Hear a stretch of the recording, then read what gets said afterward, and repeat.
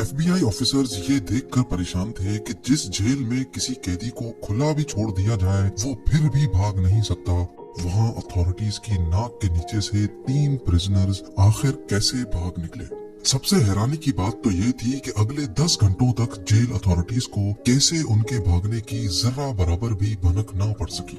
न सिर्फ FBI बल्कि US की 3 टॉप लेवल एजेंसीज भी इस केस को सुलझाने में एड़ी चोटी के जोर लगा चुकी थी। तो हम बात कर रहे हैं एक ऐसे जेल ब्रेक की जो पिछले 60 सालों से सिर्फ उलझा हुआ ही नहीं बल्कि दुनिया के लिए अब एक मिस्ट्री भी बन चुका है। नाजरीन, पैसिफिक ओशन में मौजूद ये छोटा आइलैंड है तो सिर्फ 22 एकड़ पर फैला हुआ, लेकिन यहाँ दुनिया के खतरनाक मुजरिमों को रखा जाता था। अल्काट्राज के नाम से फेमस ये आइलैंड समंदर में ही एक बहुत बड़े पत्थर पर बना हुआ है। इसी वजह से इसको दी रॉक भी कहा जाता है। एक तो ये आइलैंड दूर दूर तक ओशन से घिरा हुआ है, दूसरा एक्स्ट्रा प्रोटेक्शन के लिए इसके गिर्द 15 फुट ऊंची फेंस भी खड़ी की गई है। जेल सार्जेंट्स की 24/7 मॉनिटरिंग के साथ साथ, क्योंकि ये पैसिफिक ओशन की ओपनिंग में मौजूद है, तेज हवाएं और ऊंची लहरें इस आइलैंड को हमेशा घेरे रखती हैं। इन सब कंडीशंस को देखते हुए 1934 में इसको फेडरल प्रिजन डिक्लेयर कर दिया गया, जहां हद से ज्यादा सिक्योरिटी दी जाती थी।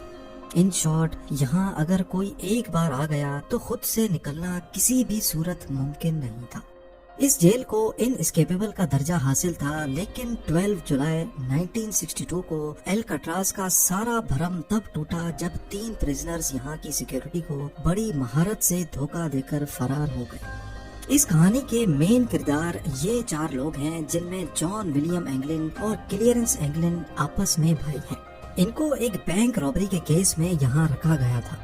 उसके बाद ये है फ्रैंक मॉरिस, जो 13 सालों की एज से ही ऑन एंड ऑफ जेल की शक्ल देखता रहा है।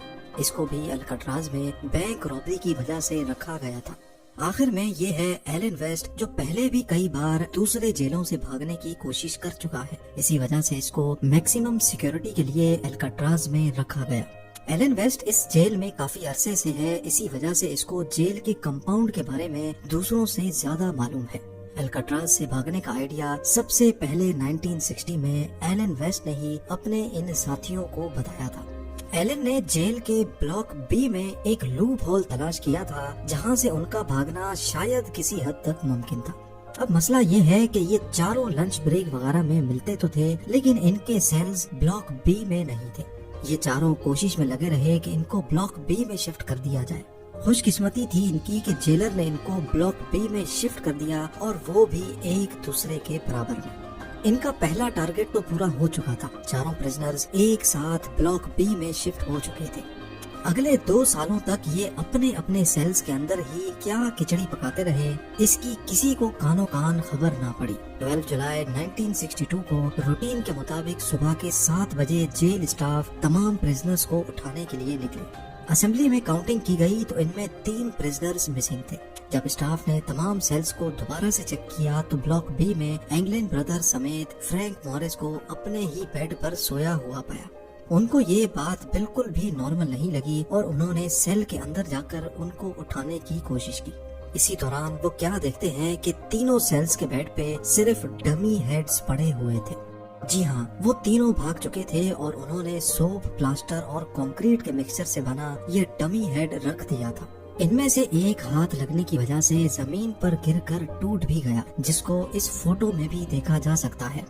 ये मंजर देखकर पूरे जेल स्टाफ के होश खता हो चुके थे।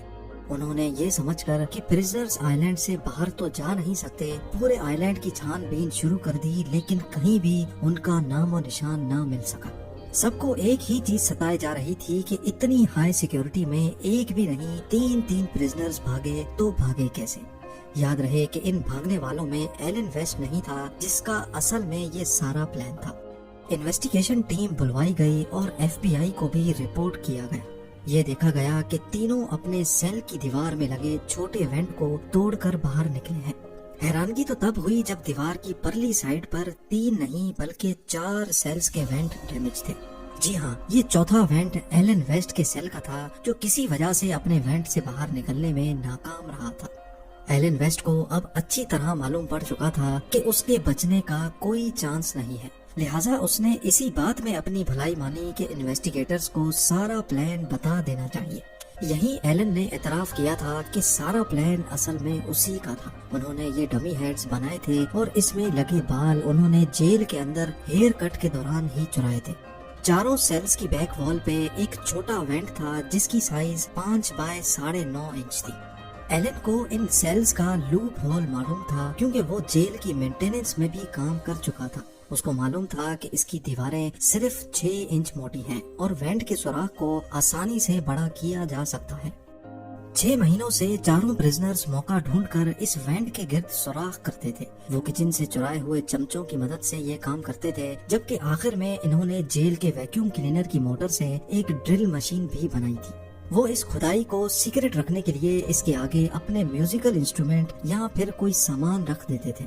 ये सारा काम खास तौर पर म्यूजिकल आवर के दौरान किया जाता था, जब जेल ब्लॉक में काफी शोर शराबा होता है।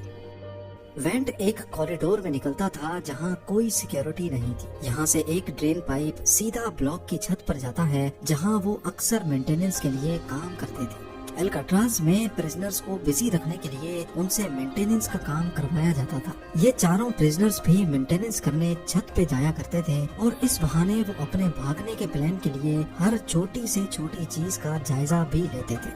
छत से वो एक और पाइप को यूज करके नीचे उतरे और फिर आइलैंड की 15 फुट बड़ी फेंस को टॉप कर भाग निकले। उन्होंने अपनी सारी तैयारी पूरी कर रखी थी। रबर रेन कोट्स को जोड़कर अपने लिए एक इन्फ्लेटेबल राफ्ट भी पहले से ही बना रखी थी। ये रेन कोट्स जेल एडमिनिस्ट्रेशन की तरफ से ही दिए जाते थे, जो वो बहाने से इकट्ठे करते जा रहे थे। इसके अलावा रेन कोट से ही उन्होंने अपने लिए लाइफ जैकेट की तरह कोई चीज भी बनाई थी, जो कि राफ्ट के काम ना करने पर उनको पानी में डूबने से बचाएगी। पर एफबीआई के लिए असल सवाल अभी तक यही था कि भागने वाले प्रिजनर्स अब कहाँ हैं। उनके चौथे साथी एलन वेस्ट ने बताया कि प्लान के हिसाब से इनको सबसे पहले अल्काट्राज के नॉर्थ में एंजल आइलैंड से गुजरकर मेन लैंड में उतरना था, जहाँ सिक्योरिटी ना होने के बराबर होती है। वहाँ से इनको एक गाड़ी और कुछ कपड़े चुराने थे। अल्काट्राज के गिर्द सारे मेन लैंड्स पर छानबीन की गई, लेकिन कहीं से भी चोरी या रॉबरी की कोई रिपोर्ट नहीं मिली। इम्पॉसिबल सिक्योरिटी को चकमा देकर भागने वाले प्रिजनर्स को समंदर निकल गया, या फिर एलन वेस्ट की कहानी भी एफबीआई को चकमा देने के लिए बनाई गई थी। उन तीनों का कहीं कोई नामो निशान नहीं मिल रहा था।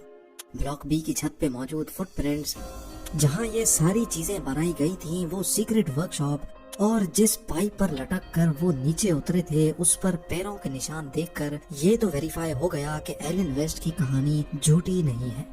अब एफबीआई के साथ साथ coast guards, bureau of prison और यूएस मार्शल सर्विस को भी इस केस में शामिल करके समंदर में प्रिजनर्स को ढूंढना शुरू कर दिया गया, पर उनको कहीं भी ना प्रिजनर्स मिले और ना ही कोई राफ्ट या फिर लाइफ जैकेट। ये पुलिस केस से हटकर अब एक मिस्ट्री केस बनने जा रहा था। अगले 4 दिनों में कोस्ट गार्ड्स को तैरता हुआ लकड़ी से बना एक पैडल मिला, जो कि माना जाता है कि उस राफ्ट का ही पार्ट है। उसके बाद रेन कोट से बने 2 बैग्स भी मिले, जिसमें प्रिजनर्स का पर्सनल सामान जैसा कि फैमिली फोटो और लेटर्स वगैरह मौजूद थे। इससे ये अंदाजा लगाया गया कि तीनों प्रिजनर्स जिंदा मेन लैंड पर नहीं पहुंचे, क्योंकि ये आइटम्स ऐसे हैं जिनको कोई भी प्रिजनर आसानी से नहीं छोड़ता।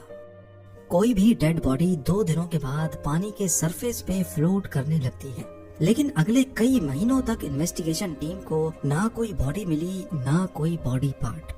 एक थ्योरी ये भी है कि तीनों प्रिजनर्स राफ्ट से नहीं तो स्विम करके मेन लैंड पहुंच गए होंगे, क्योंकि 1962 में एस्केप के बाद एफबीआई ने एंगलिन ब्रदर्स की फैमिली पर कड़ी नजर रखी हुई थी। उनके एक भतीजे डेविड विडनर ने एफबीआई को बताया कि जॉन और क्लेरेंस के बड़े भाई ने मौत के वक्त अपनी बहनों को बताया कि उनके भाई सही सलामत मौजूद हैं और वो उनके साथ कांटेक्ट में है।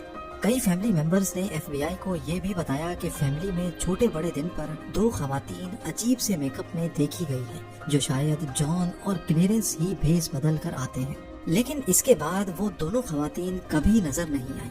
इसके अलावा एस्केप के 15 सालों के बाद एंगलिन ब्रदर्स के कजन ने ब्राजील में दोनों भाइयों को एक क्लब में देखा और उनकी फोटो भी कैप्चर कर ली।